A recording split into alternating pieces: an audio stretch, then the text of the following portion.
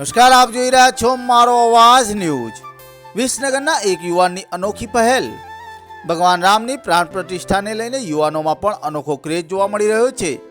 એમાં એક યુવાને અનોખી પહેલ કરી છે, જેમાં હિન્દુત્વને જગાડવાનું કામ ચેહર રેડિયમ દ્વારા દરેક બાઇક અને ગાડી ઉપર હિન્દુ લખેલ 3000 સ્ટીકર ફ્રીમાં લગાડી અનોખી સેવા કરી હતી। શું નામ છે તમારું? ઠાકોર અવિનાશ।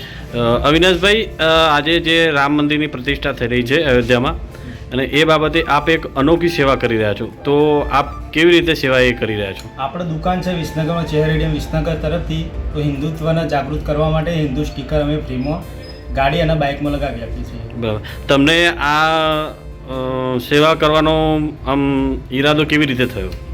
આમ તો બધા પૈસાથી લઈને સ્ટીકર છાપતા હોય છે, પણ હમણાં અમારી દુકાન છે એટલે એમનો આઈડિયા આવ્યો કે આપણે ફ્રીમાં સ્ટીકર છાપી આપીએ, એટલે દરેક જણ લગાવે।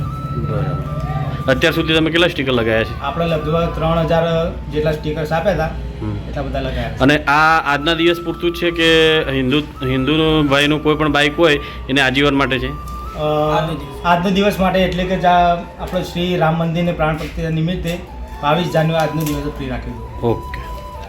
નગર બન્યું રામમય। અયોધ્યામાં ભગવાન શ્રી રામના બાળ સ્વરૂપ નિજ મંદિરમાં પધાર્યા, જેના ભાગરૂપે આખું ભારત રામમય બન્યું, જેના રંગે વિસનગર પણ રંગાયું। આજે વિસનગરમાં ઠેર ઠેર ભગવાન રામની ઉજવણી કરવામાં આવી, જેમાં વિસનગરના નગરજનો અને ભારતીય જનતા પાર્ટીના હોદ્દેદારો રામ નામના રંગે રંગાયા। જેમાં વિસનગરમાં અનેક કાર્યક્રમો યોજાયા, જેમાં વિવિધ ભજન મંડળોએ પણ રામ નામના ભજનથી મંદિરો ગુંજી ઉઠ્યા, જેમાં સહકારી સંસ્થાઓ પણ રામ નામમાં રંગાઈ હતી। આજનો દિવસ ખરેખર રામમય બન્યો હતો।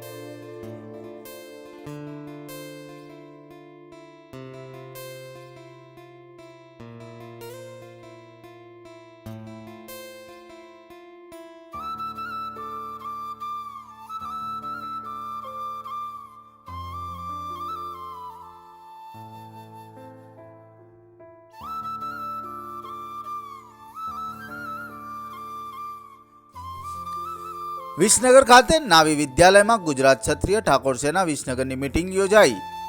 નમસ્કાર, આપ જોઈ રહ્યા છો મારો અવાજ ન્યૂઝ।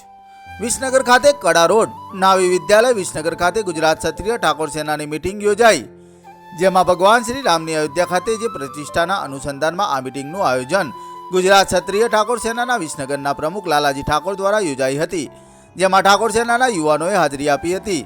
જેમાં વિસનગરના ઠાકોર સમાજની દશા અને દિશા કેવી રીતે આપવી એના માટે વિચાર વિમર્શ કરવામાં આવ્યો હતો। જેમાં લાલાજી ઠાકોરે જણાવ્યું હતું કે ઠાકોર સેનાને અમુક વિઘ્ન સંતોષી અને રાજકીય લોકોએ આને વિખેરવાનો પ્રયાસ કરવામાં આવી રહ્યો છે, પણ આ ગુજરાત ક્ષત્રિય ઠાકોર સેના હજુ પણ અકબંધ હતી અને આ સેના રહે છે। વધુમાં જણાવ્યું હતું કે વિસનગરમાં આડે દાડે છાસવારે ઠાકોર સમાજના યુવાનોને પોલીસ દ્વારા ખોટી રીતે હેરાન કરવામાં આવે છે, એ હવે ચલાવી લેવામાં નહીં આવે અને હંમેશ ગુજરાત ક્ષત્રિય ઠાકોર સેનાનો જે પણ વિરોધ કરે છે એનો વિરોધ ઠાકોર સેના ખુલ્લેઆમ કરે છે, પછી એ કોઈ પાર્ટી કે કોઈ વ્યક્તિ હોય, એમ ગુજરાત ક્ષત્રિય ઠાકોર સેનાના પ્રમુખ લાલાજી ઠાકોરે જણાવ્યું હતું।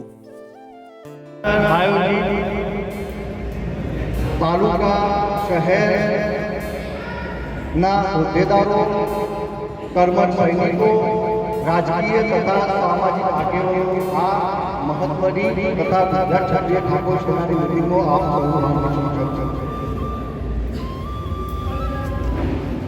ભાઈ, હવે પાછળના લોકો પોતપોતાની વ્યવસ્થા જેમ થાય શાંતિથી બેસી જજો।